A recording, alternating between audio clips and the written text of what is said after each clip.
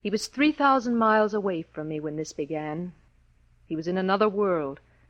I was boarding an airplane for a country I'd never seen, and one that I'd never want to return to again. Now, from Hollywood, Romance.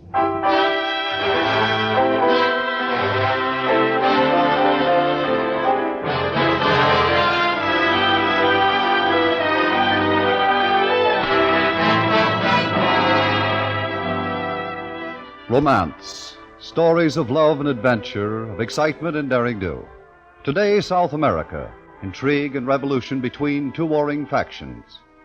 And now with Gene Bates as Shelley Reynolds, we bring you transcribed Weldon Fane's unusual adventure, Dateline Escobar.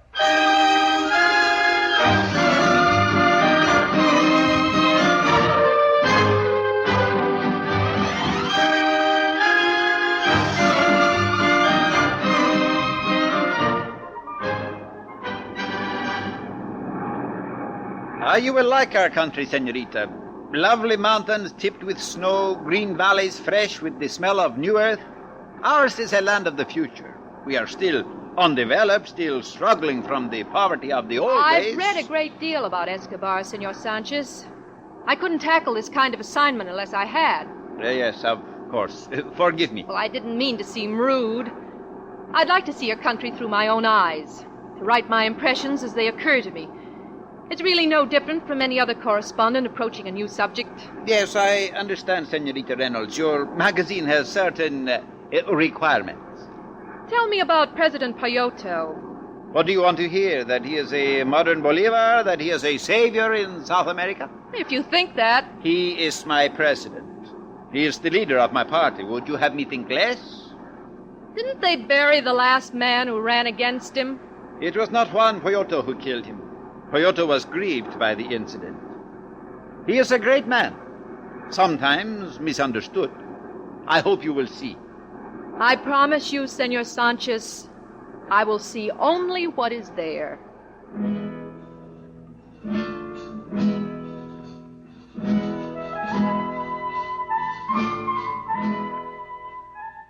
My magazine had given me the assignment to do a piece on President Pyoto and the Republic of Escobar. There had been more than the usual rumblings of revolution in this South American country, and my editor felt we should be there for the real outbreak when and if it should start. Coincidentally, on the plane, I'd found myself sitting next to one of Pyoto's top advisors. And of course, it was no coincidence at all.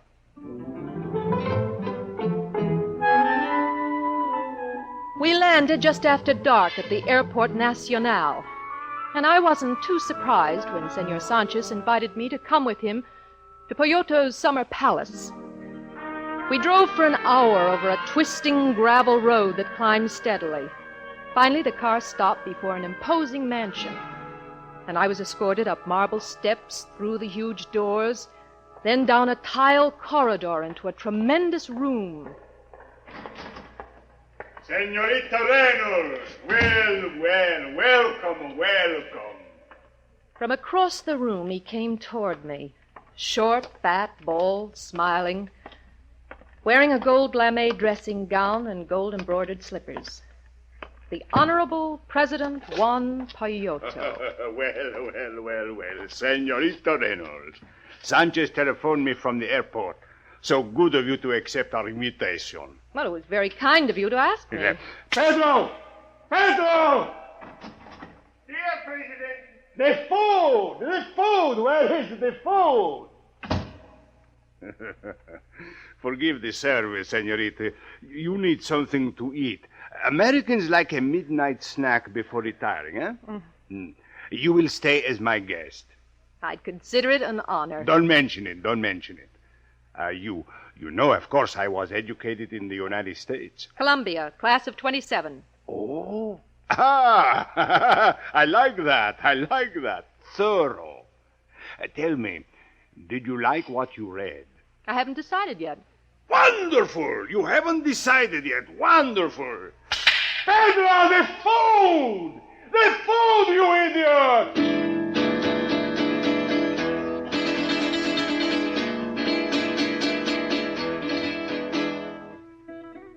To be invited to remain at Pyoto's palace as his personal guest was an opportunity I couldn't pass up. I was given a suite in a separate wing of the building. There were 2 servants to chauffeur me around the countryside. But the excursions were generally depressing. Poverty, illiteracy, disease were commonplace.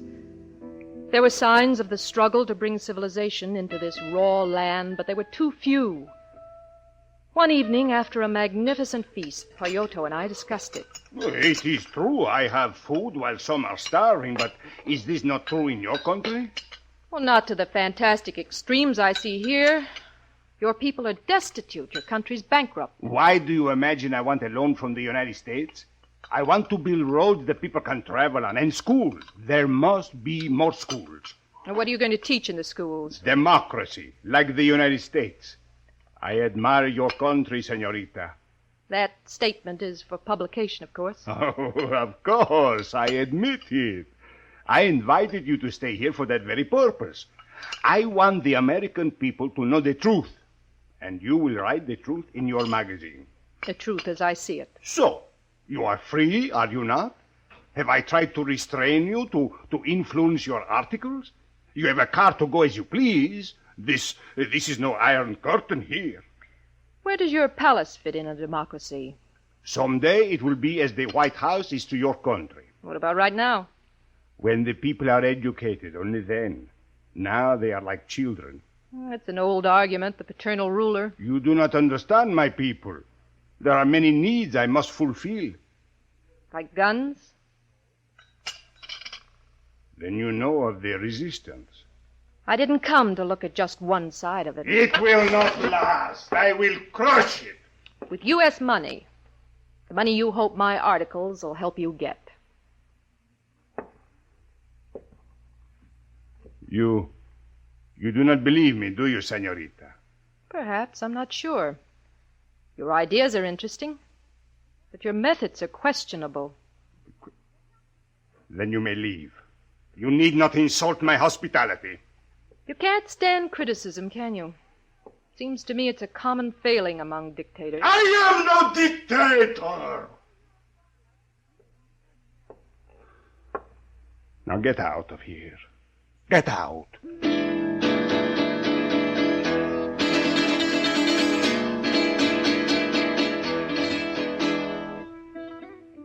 I watched him as he hurried out of the dining room. Later, I browsed through the books in Pyoto's library. About midnight, I took a walk out in the warm night air. A full moon sent brilliant light over the rose garden. It was as I was returning to the palace that suddenly a man stood in my path. Senorita Reynolds? Who are you? My name is Ocho. You must come with me at once. Why? It is your life. Juan Pyoto is angry, and when this happens, one learns to move quickly. You're with the resistance? Ah, si. Lieutenant Ocho. And we're going to your camp? Si, senorita, please have patience. We will explain in due time. We drove for an hour before we pulled up in front of a large stone farmhouse. Lieutenant Ocho led me inside and down a dark corridor. We stopped before a great oak door, and removing his cap, Ocho knocked. Carlos, it is Ocho. Enter. The room was long and low-ceilinged. At the far end of it, a man sat working behind a battered desk. He looked up as we entered. A dark, brooding kind of man. Thin, agile, as though he could move in any direction at any moment. Yet his face was young and incredibly handsome. His eyes met mine and held there. Please excuse me, Lieutenant Ocho. I would like to talk to Senorita Reynolds alone. Of course, Carlos. Senorita Reynolds, I am Carlos Mendoza. Yes, I know. I invite you to stay here with us, with the resistance, to observe a part of Escobar you have not yet seen. Lieutenant Ocho said it was urgent. He said it meant my life. We have reason to believe Pyoto will kill you rather than let you write the truth about our country. I see. Trust us, Senorita. We are your friends. Stay with us and let us show you the real Escobar. Your visit will be a rewarding one. Thank you, Senor. I'd hoped for an opportunity to visit your camp. Good. Lieutenant Ocho will show you where you are to sleep. Good night, Senorita Reynolds.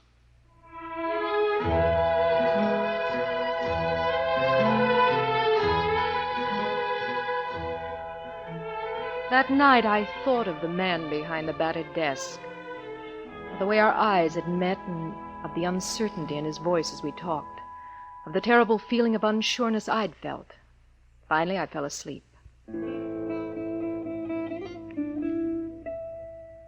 The next day, Lieutenant Ocho showed me the resistance camp. It wasn't a prosperous army. There were lean faces and shabby tunics, but there was determination, too. The kind I'd seen on other faces in other countries. It was almost dark when our tour ended. After we'd eaten, Ocho took me once again to the headquarters of their leader. Please sit down, Senorita. Oh, I want to thank you for the tour, Senor Mendoza. Were you impressed with what you saw? Impressed? I've seldom been impressed by war. But you see, this is an army that can fight. Yes, I'm sure it can. Lieutenant Ocho tells me you were very interested. Perhaps you will write of the things you have seen here today? I assure you I will, Senor. But I don't propose to pass judgment, merely to report the conditions of your country. I thought the writer would have the courage to write what he knows. You spoke of truth last night. I'm looking for it. Last night, when you were brought here, Senorita, I had the feeling that I should not let you stay. But you did. Why? I do not know. Well, if you're still unsure, why did you send for me tonight? To find out if you are with us? No, that is not true. I saw you today, twice. Both times you were looking at me. I wasn't aware of it. I was, Senorita. Very much aware of it.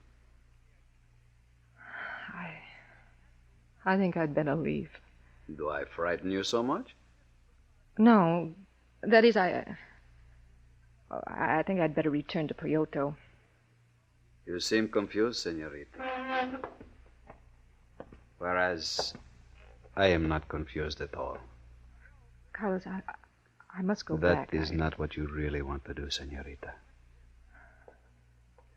I thought not. Really,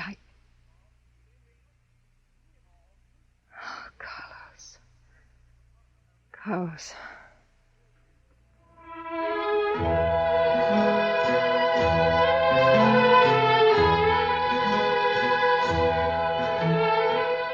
Later that night, we sat beside the campfire with some of the men.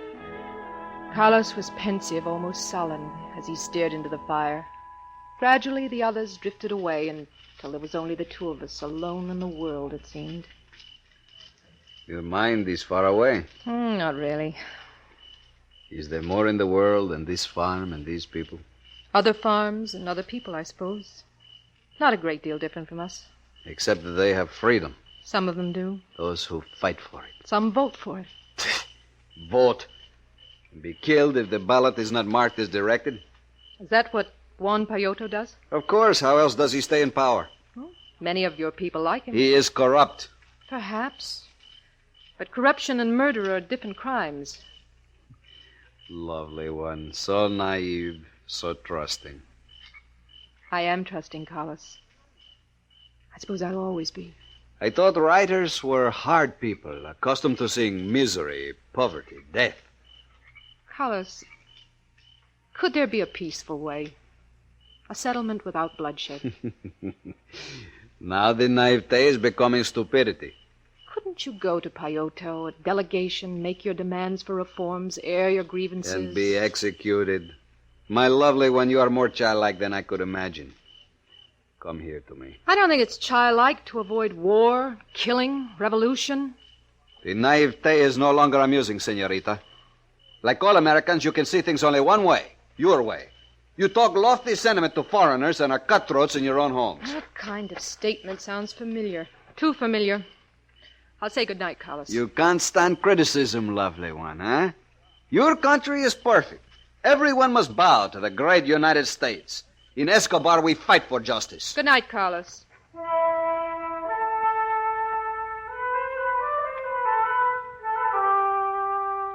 I spent a sleepless night thinking of the things Carlos Mendoza had said to me. And with the dawn came the realization that things are seldom so clear as they appear on the surface. That within this country there were many forces struggling for control, and each was willing to seize power at any cost. The next morning I asked Lieutenant Ocho about this. There is great poverty, Senorita. Many have died this past winter. And Peyoto killed them, is that it? They died of starvation. Is it not the same thing? No, I don't think it is. To you and to the others, Peyoto has become the symbol of everything that's wrong in your country. But you approve his methods? No. Listen to me, Ocho. Peyoto has great power, and sometimes he becomes drunk with it. See? That I know. But he's also frightened of it. He's afraid of you and your movement. He senses the danger of revolution. Yet he feels that his country deserves something better. He fears a dictatorship of the people? Yes. Well, all the more reason to destroy him. To end his power, yes. To destroy him, no. Senorita, may I say something that is on my mind? Yes, Ocho. Is this passion of yours to avoid war, is this a passion of the mind or of the heart? I suppose it's both. Then I speak to you as a friend. Let it be only passion of the mind. To Carlos Mendoza, there can be only one true love, his cause. Thank you, Ocho.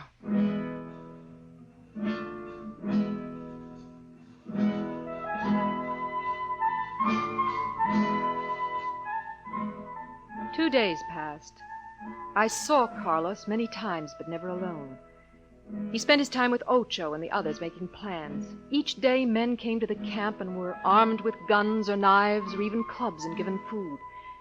Each day the men in the camp gained confidence from their growing numbers. And finally, early one evening, Carlos sent for me. Senorita Reynolds? Senor? The men tell me you have decided against us. Do you believe that, Carlos? The men say you think we should not fight. I think you should talk with Peyoto. At least try it. I can arrange a meeting. Please, I did not send for you to ask your advice. Then I'm giving it anyway. Are you so blind with hate that you can't try reason? We have discussed this before, Senorita. You called me stupid. For that, I am sorry. Carlos. The past is forgotten. So quickly. My country comes first. Your country or your vengeance? You may go now, Senorita. What if I stay? Then I will know you are nothing more than a spy for Peyoto.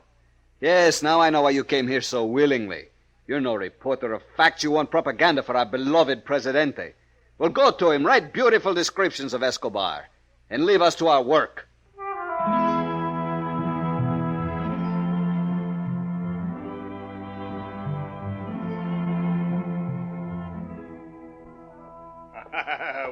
Well. My wandering American friend has returned to us. Would it be impolite for a lady to ask for a drink? And so sad, too. Could it be she did not like her experience with the resistance? Then you know where I've been? But of course, Senorita, you have been with Carlos Mendoza. Poor Senorita. Life is not as simple as it should be. The villains are not villains, and the heroes, they are not heroes. You do not know that it was I who told the resistance that I was about to kill you. So you could see these things firsthand. Here. Thanks. Now you have visited both camps. What do you think, my lovely friend? A plague on both your houses. Oh, so that is it. You want us both to lose. Or win. I don't think there's much difference. But there is, Senorita. I am a dictator, you said it yourself. They are my people. They're a vengeful mob. A handful of impatient men. Senorita, I came to power in the last revolution 5 years ago. I was filled with great ambition. I was going to be the Bolivar of my country, the great liberator, Juan Peyoto. I knew it would take many years, perhaps a lifetime, so I did not hurry. I underestimated the needs of my people. I am to blame for the impatience. Now, it no longer matters. Why do you say that? Because tonight your friends of the resistance are going to attack. You know that? Yes, I know that. You know, they say in war, many sparrows must fall. I am sorry, senorita. You are too beautiful to become a fallen sparrow.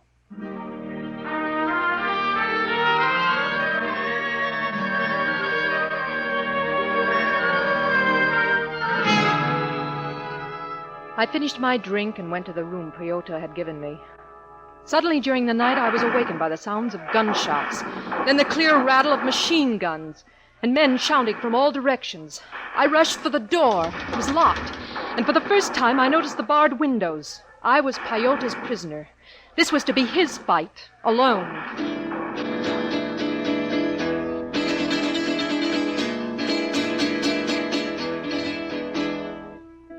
The next morning, one of Pyotr's servants unlocked my door. Silently, he led me toward the main offices. There were men in the corridors, moving quickly. More men than I'd ever seen in the palace before. The servant opened a door and let me inside. Juan Pyotr lay on a satin-covered bed. Beside him stood a priest. I wanted to say goodbye to you, senorita. Goodbye? This man in the black robes tells me I am going someplace. He does not say where. Senorita. Yes. I am sorry you missed it. Carlos was there. He was magnificent. You would have been proud.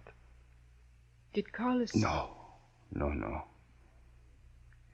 It was the fool with the machine gun. You were right. No one will win.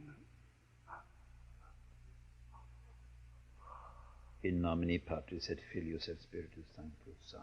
Amen. Outside, the grounds were littered with the debris of war.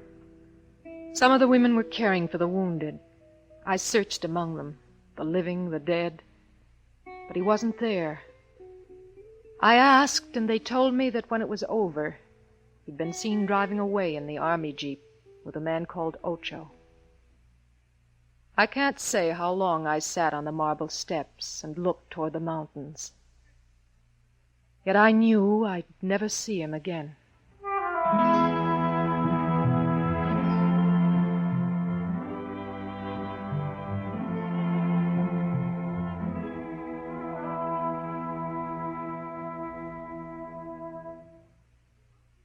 Romance is produced and directed by William Frug, with editorial supervision by Het Mannheim.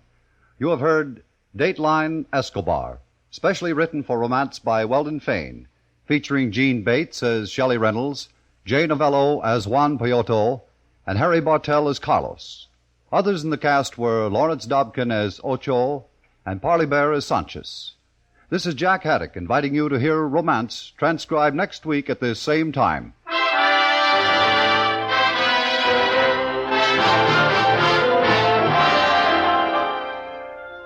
Even a pessimist can look forward to a good time on CBS Radio's Two for the Money quiz Saturday nights. Stay tuned now for Gunsmoke, which follows immediately over most of these same stations.